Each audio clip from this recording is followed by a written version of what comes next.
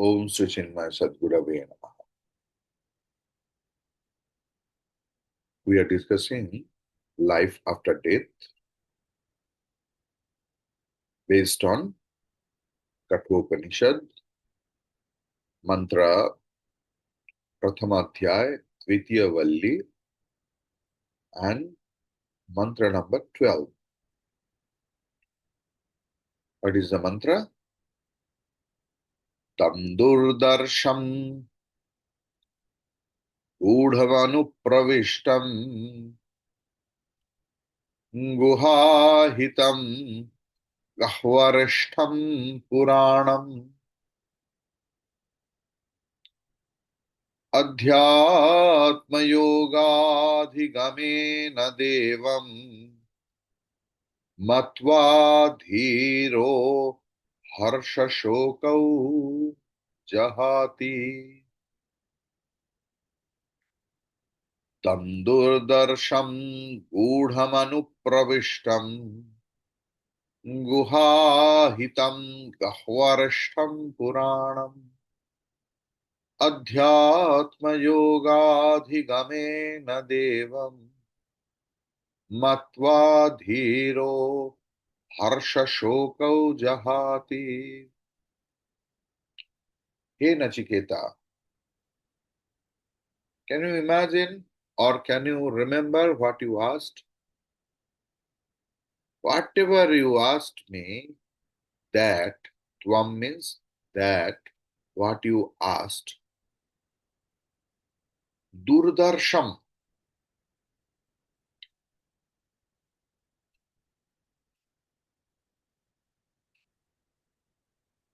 reached, got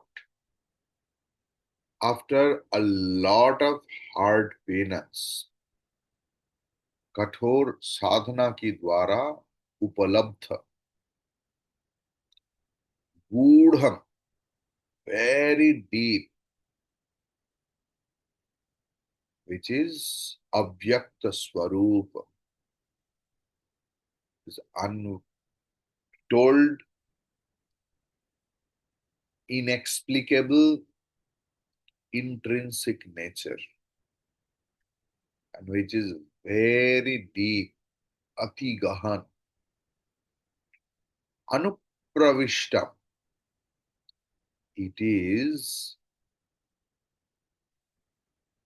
in everyone's heart. Guhahitam, where you can understand it. Now, in the cave of intellect, बुद्धि रूपी गुहा में अनुभूयमान ये जो आत्म तत्व है, गह्वरिष्ठम पुराणम. What is gahvarishtham? The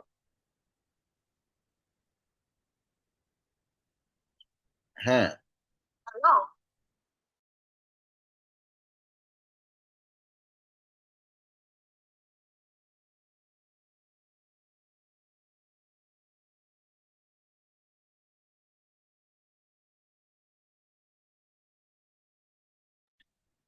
Am I audible to all of you? Yes. Okay. Guhahitam, gahvarishtham. Gahvarishtham means where is that intellect? Now, this intellect in this body, where is six enemies are there? Shadaripu, Puranam. Puranam means Sanatanam, eternal. Devam. Devam means here, second case. Self-effulgent Atma ko. दीप्यमान स्वयं ज्योतिष्मान आत्मा को अध्यात्म योग अधिगमेन So how you will get it? In ekagra chitta, with the concentrated mind, और निदिध्यासन रूप अध्यात्म योग की द्वारा, when after doing Sravanam and Mananam, when your Nididhyasan will be there, when your mind will be absolutely single pointed, there is no other agenda in your mind. With that, Matva, Upalabdhi karke, having known, Dhiraha, the Dhira Vyakti, Buddhiman Vyakti, Sudhi Vyakti,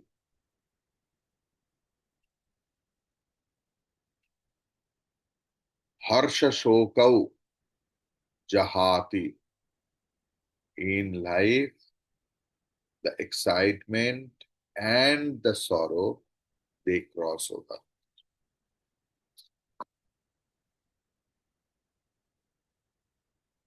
Clear?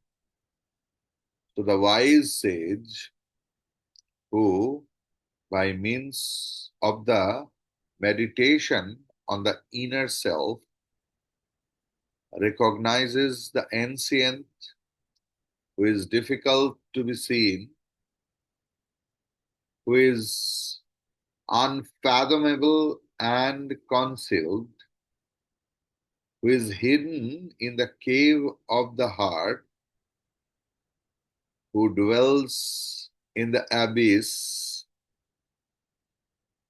is lodged in the intelligence and seated amidst miserable surroundings indeed, renounces joy and sorrow. জয়টা শোনা যাচ্ছে এখন? Good. Video on রাখুন আমায় একটু, যদি সম্ভব হয়। সম্ভব না হলে, অসুবিধা হলে তখন বন্ধ করো। So having rejected the state of Hiranyagarbha, last class we were discussing about Hiranyagarbha. What is Hiranyagarbha? Hiranyagarbha is everyone's dream. Hiranyagarbha is everyone's dream. Why? Now, not only now, everywhere. First, people's vasana is, I will be sukhi. How that sukha samagri will come? By the wealth. Then he desires to be a wealthy man, earns money, money, money, money, money, money. When they earn a lot of money, a typical thought process comes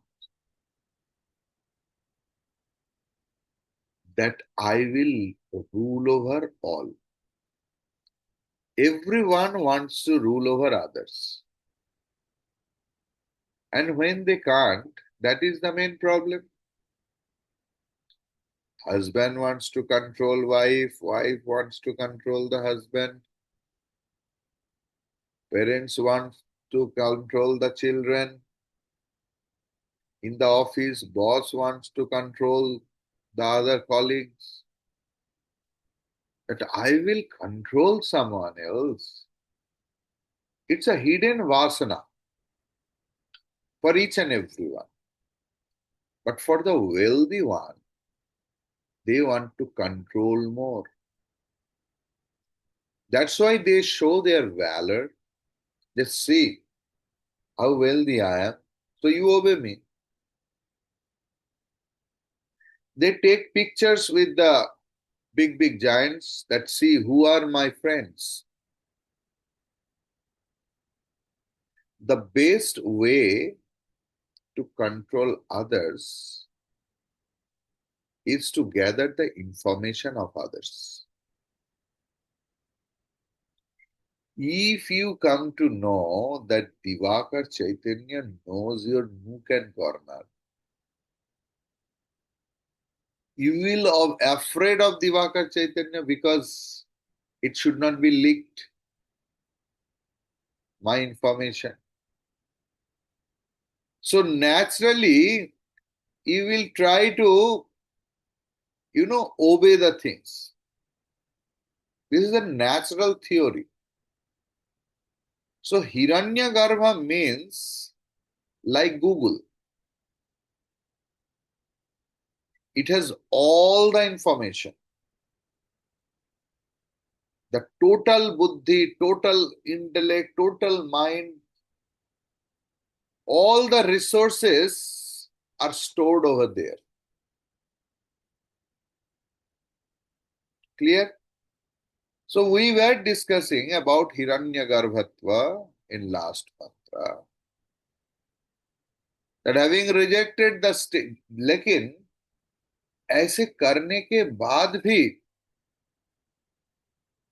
that post Hiranyagarbhatva, some sadhakas are there who don't want.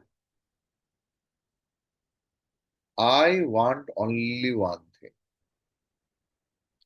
ब्रह्मज्ञान ब्रह्मज्ञान ब्रह्मज्ञान. भगवान के पास ऐसे कितना हिरण्यगर्भ है, तो सबको बना दिया. This ब्रह्मज्ञान is so secret, so sacred. हर कोई को ये मिलना नहीं चाहिए.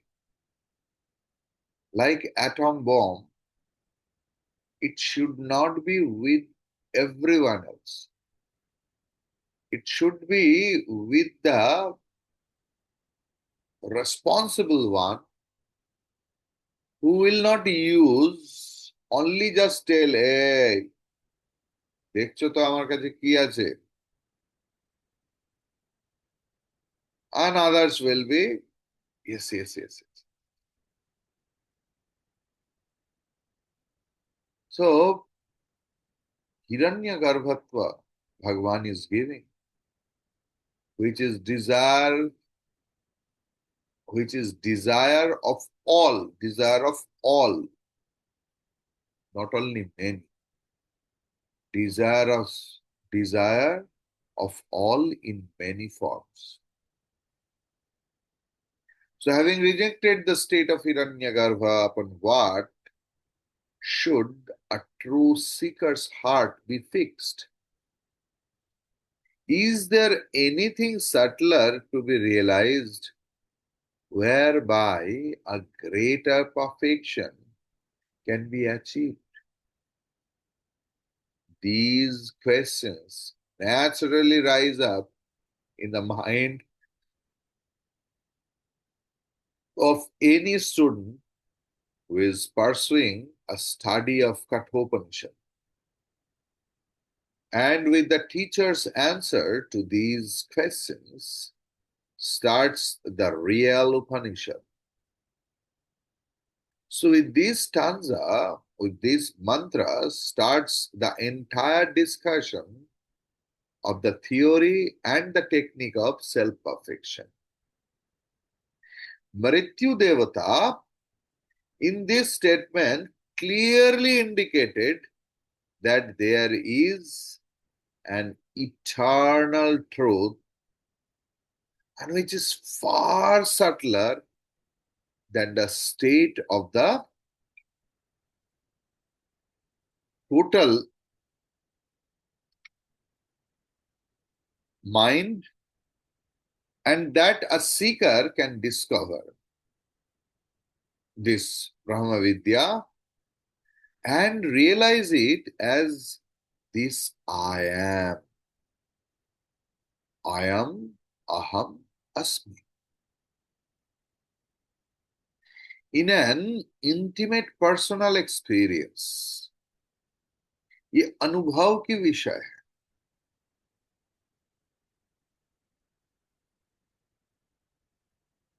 जगत में जितना धर्म ग्रंथ है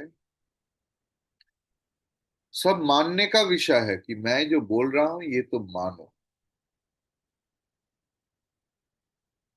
सिर्फ सनातन धर्म ही एक ऐसे ग्रंथ है जो अनुभव की ग्रंथ है और जो इंस्पायर करते हैं हम सबको। You also please realise, realise, realise. So it is, and where you will get it in an intimate personal experience. The various descriptive phrases used in this mantra indicate this truth factor, which is the real essence and the real entity behind the I sense of Ahamkara in each embodied soul.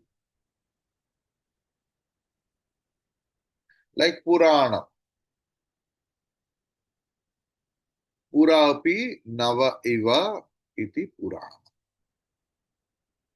The truth principle that controls and directs the matter envelopments constituted by the body, mind, and intellect, and so on, is indeed ancient because it, in its essence, has never been born.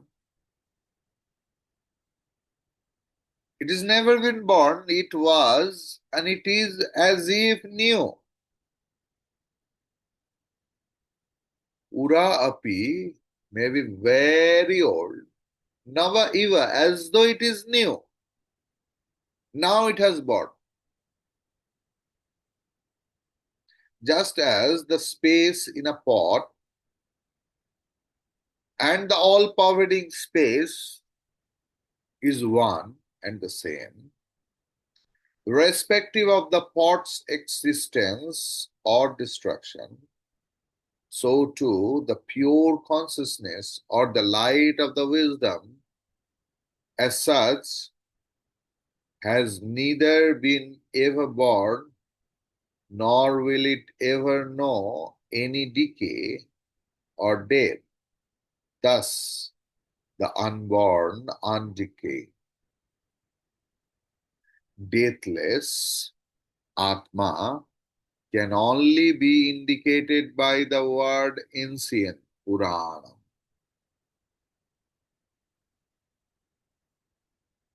Now, Durdarshan. Durdarshan nahi hai. Durdarshan, hard to see. The truth being thus the presiding intelligence that lends its life to the dead and inert coating of matter which seemingly envelop it, it is difficult for the eyes to see it.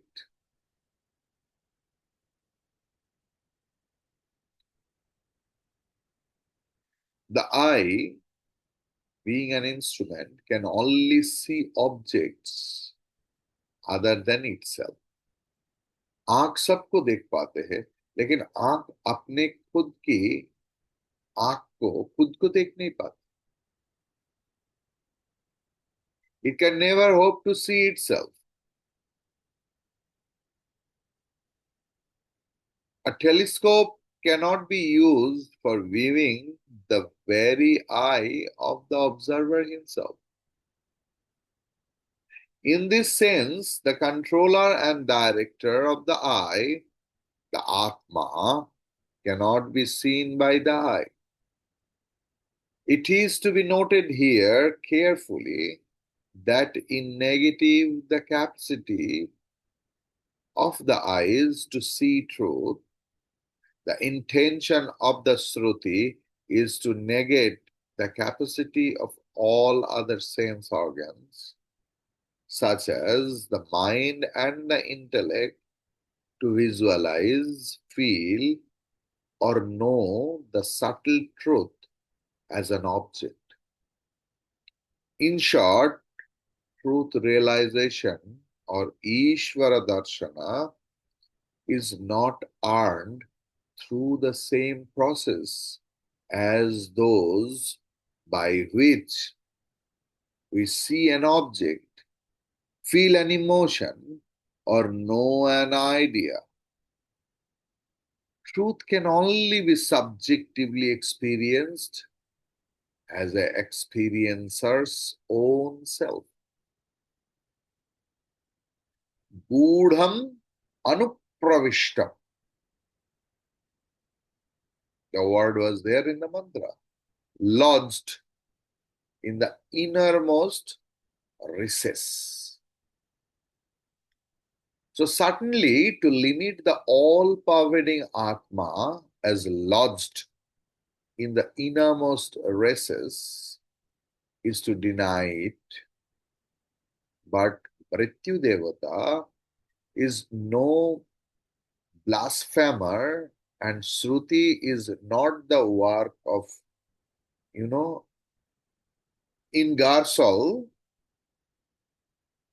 By using this epithet, the Upanishad is not denying truth, any existence outside, but the means to indicate that it is the subtlest principle in us. The grossest matter envelopment, the fleshy body, is the outermost covering. Still within, as it were, is the prana, the vital air, and certainly we know that the prana is subtler than matter with form, subtlety being measured always with reference to its greater, pervasiveness, vyapakatvam. So subtler than the prana is the mind.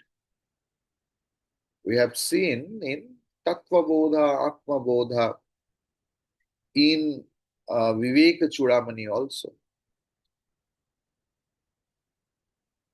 हम लोग जो पंच कोश की आलोचना किया, चर्चा किया, तो उधर हम लोग देखा अन्नमय कोश. These outer things are the grossest cover.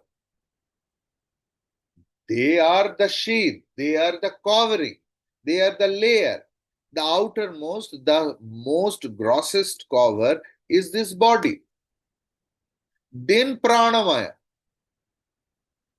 Annamaya, then pranamaya, vital air. That prana, apana, vyana, udana, samana. And after that is manomaya. Can you remember? And manomaya is mind. Then vijnanamaya means that intellectual seed. So all are seeds actually. One is subtler than the other. And what to cover? Why that covering? To cover the most precious atma tattva, the consciousness, the swarup, my own intrinsic nature.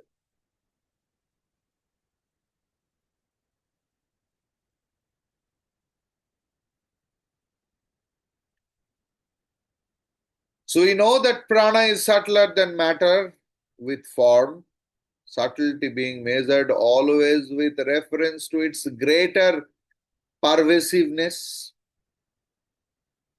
Subtler than the prana is the mind, since if the disturbances created by our own prana can influence a larger area around us than the space occupied by our body, the thought disturbances which our minds can create are certainly much more Thus, the mind is conceived of as residing in a deeper point within us than the area covered by the prana. Compared with the mind, prana, and body, we have the still subtler, hence a deeper point governed by the intelligence. Still deeper is the bliss seat. The atma, or the truth, the source of all life in us, the spark of the divine touch that vitalizes, controls, and directs all the above mentioned five sheaths, constituted merely of the inner matter, must necessarily be the subtlest of the subtle, hence occupying the holy of the holies in us. It is in this sense that the Shruti says here that the truth of Atma resides in the innermost recess. This is equivalent to saying that water resides in ice and steam lies in the core of the water.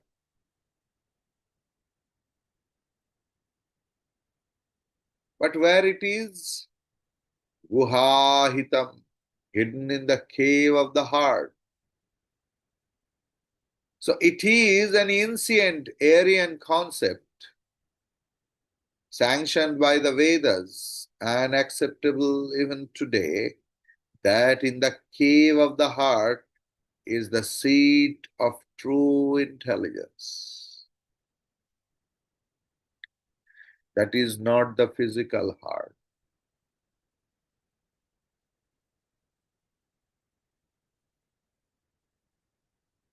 One small girl who had the heart disease when she was born. Since then, doctor told and suggested her mom when that girl is just 5 years old. It was very complicated. Doctor told an operation is needed. If the operation is successful, your daughter will be as the common man, will live according to his lifespan, like a normal man. But the 70% chance is that the girl can be collapsed. And if you don't operate, the girl will surely live for just another 6 months. Mother decided that after 6 months, anyhow, I have to lose my daughter.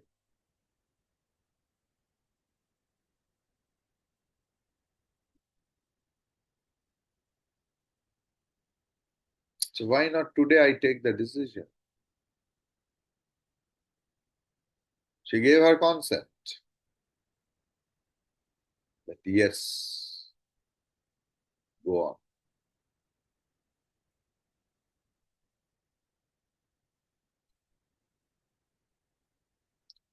Operation theater, the small girl in the OT,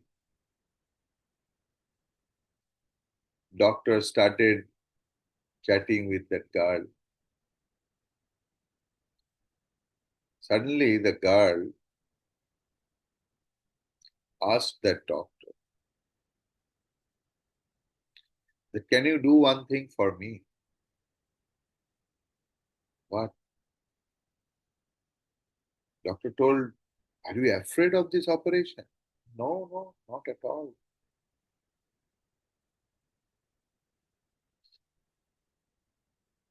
My mom says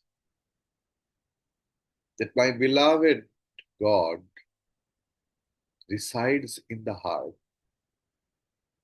and you are going to operate that heart. I have never seen him. Can you please tell him on behalf of me that I love him the most?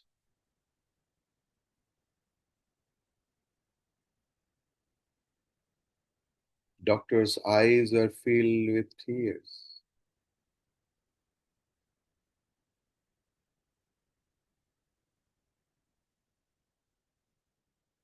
Doctor started operation. It was a long operation of 11 hours.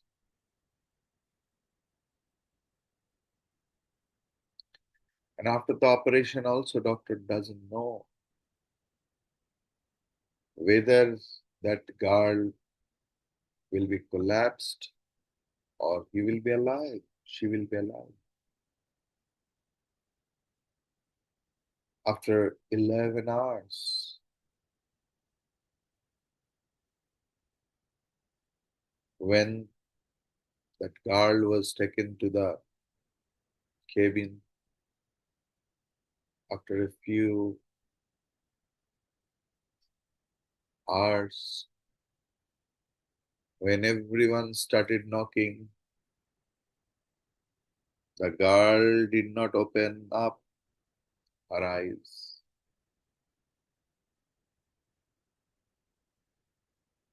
Everyone was shocked. After a lot of trying, she opened up her eyes and asked me, why did you call me? What happened? I was playing with my Bhagavan.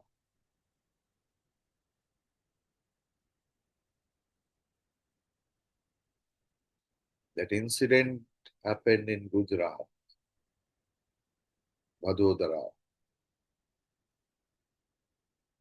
Doctor was a non-believer. Now in his OT, from that day, he started keeping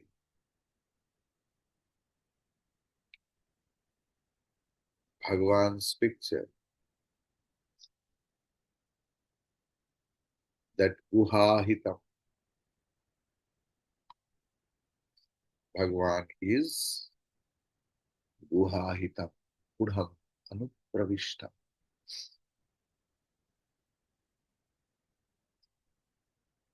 Clear? So, it is an ancient concept sanctioned by Veda. So, to a modern microscope gazer, whose philosophy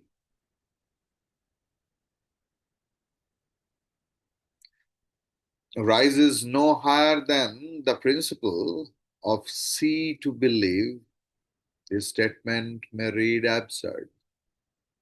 For to him, intelligence is lodged in the brain, but if we walk from the laboratory to the library and listen to the opinion of great authors of what true intelligence is, we shall even today hit quite a different story. Here, the immortal Shakespeare himself has caricatured more than one of his immortal characters to show that pure intelligence, divorced from the softness of emotions, amounts to brutality and,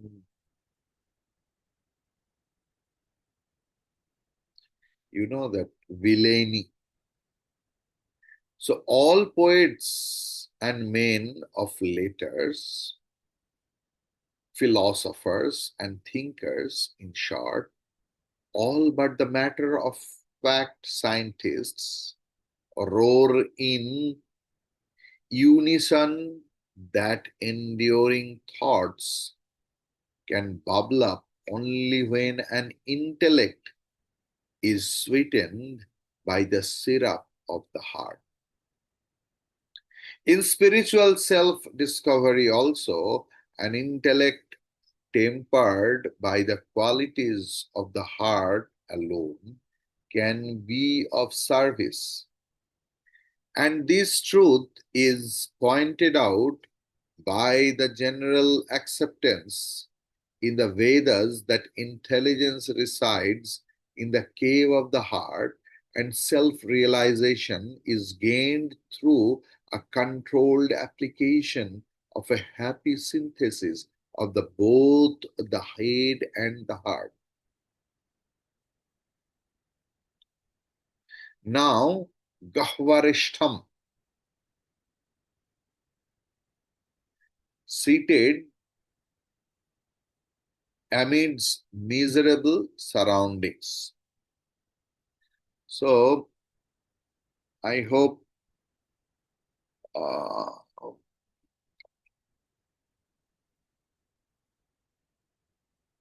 so. To an ordinary man, steeped in his own delusion and living the life of slavery to his own desires, passions, and loves, ideas, hopes, and ambitions, low negativities as jealousies and hatred. Indeed, the cave of the heart is ever in the medley of maddening thoughts. In the midst of these, the samsarin's intellect, overworked and exhausted, weary and forlorn, is not at all efficient to ponder over the transcendental truth and the nature of the self. Hence, the aptness of this expression. If the self is thus incomprehensible and unknowable, does it not amount to declaring that it is impossible to know or to reach this perfection state? And the Indian philosopher is not satisfied by a mere view of life which cannot be realized as a practical, subjective experience. In this very mantra, true to the spirit of the Indian thought and practical ambition of the Aryan seekers, therefore, there is a pointed declaration of a way of life or a technique by which seeker can come to experience this state of perfection, the selfhood or godhood. Adhyatma yoga, the word was there in the mantra, the technique of meditation. So, this is the only place where this word appears in this Upanishad, and so it is very difficult to ascertain what Yamaraj meant by it.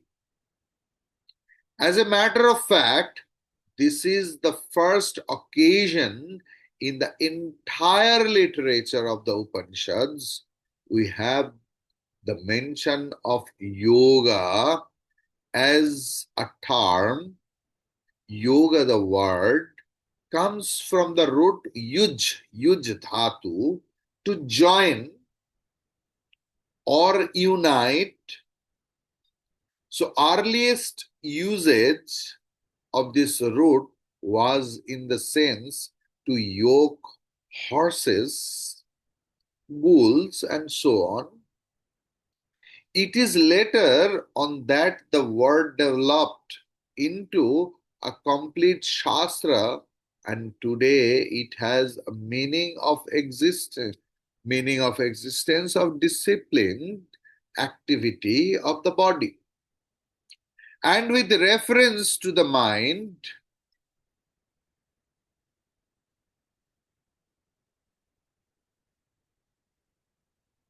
it means concentration or control through meditation.